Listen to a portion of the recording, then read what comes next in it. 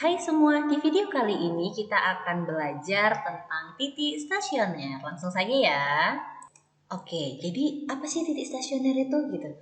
Jadi titik stasioner ini adalah titik di mana dia sebagai tempat berhenti. Nah, gitu. Jadi titik stasioner ini tempat berhenti antara fungsi naik ataupun fungsi turun gitu. Nah, jadi dia tempat berhentinya gitu. Perbatasan bisa jadi gitu ya. Oke. Nah, terus ada yang bilang, "Kak, titik stasioner itu aku cuma ingetnya F aksen X sama dengan 0." Iya, bener. Nah, ini identik banget nih titik stasioner dengan turunan pertama sama dengan 0. Kok bisa? Kenapa turunan pertama sama dengan 0 gitu? Oke, jadi misalkan di sini kita punya koordinat kartesius ya, ini sumbu X dan ini sumbu Y gitu kan. Maka misalkan di sini ada suatu kurva. Nah, tuh. Jadi titik stasionernya itu ada yang bilang juga titik puncak. Nah, iya boleh juga benar, titik stasioner itu titik puncak. Jadi dia tempat berhenti. Nah, pemberhentiannya gitu. Pemberhentian dari fungsi naik. Nah, ketika ini fungsi naik ya. Nah, disinilah titik stasionernya. Inilah yang F aksen X sama dengan 0 gitu. Nah, di mana ini kan tempat pemberhentiannya, kemudian dia turun gitu kan. Jadi titik puncaknya gitu. Terus kenapa sama dengan 0? Nah, kalau kita lihat ya, kita tarik garis di sini.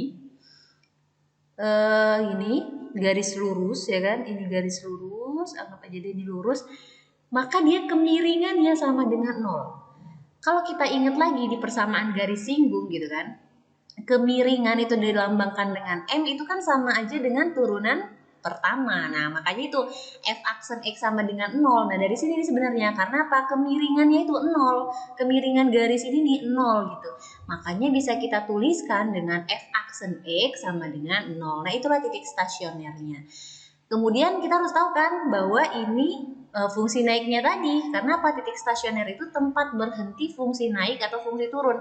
Nah, ini fungsi naiknya berarti F aksen X lebih dari 0. Ingat ya, kalau fungsi naik itu lebih dari 0.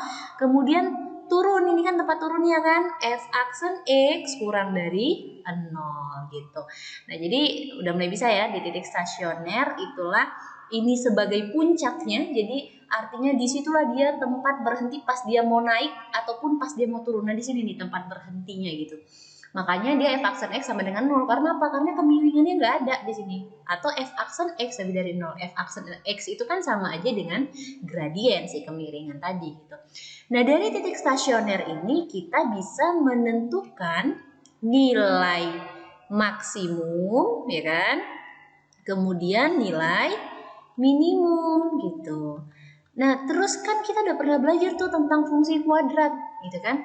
Tentang fungsi kuadrat kan kalau digambar kurvanya ada dua, ya kan? Ada kurva yang terbuka ke bawah dan juga ada kurva yang terbuka ke atas, gitu. Nah, kalau kita punya fx-nya itu bentuknya kuadrat ya atau fungsi kuadrat ya kita tahu kalau dia a-nya negatif ya berarti dia nilai maksimum. Kalau A-nya positif berarti dia nilai minimum atau yang tersenyum atau merengut itu.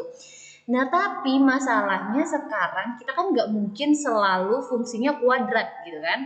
Bisa jadi aja fungsinya nanti bisa yang pangkat 3 gitu. Nah, gimana cara nentuin nilai maksimumnya? Nah, nilai maksimumnya ditentukan berarti sama dengan menggunakan titik stasioner ini tadi. Berarti kan di sini kita tahu ini puncaknya kan?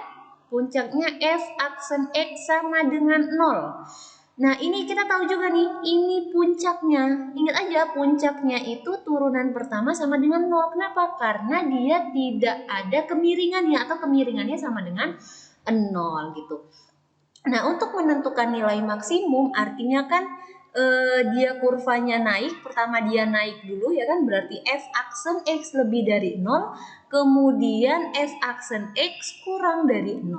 Nah, sedangkan untuk nilai minimum dia turun dulu ya kan, berarti F aksen X kurang dari 0, kemudian di sini f aksen x lebih dari 0. Nah, itulah kenapa kita gunain si titik stasioner. Jadi kita gunain turunan pertamanya gitu untuk menentukan nilai maksimum ataupun nilai minimum. Nah, di video selanjutnya kita bakal bahas gimana caranya menentukan titik stasionernya gitu ya dari suatu fungsi. Jadi jangan lupa nonton video selanjutnya dan terima kasih sudah menonton. Semoga bermanfaat.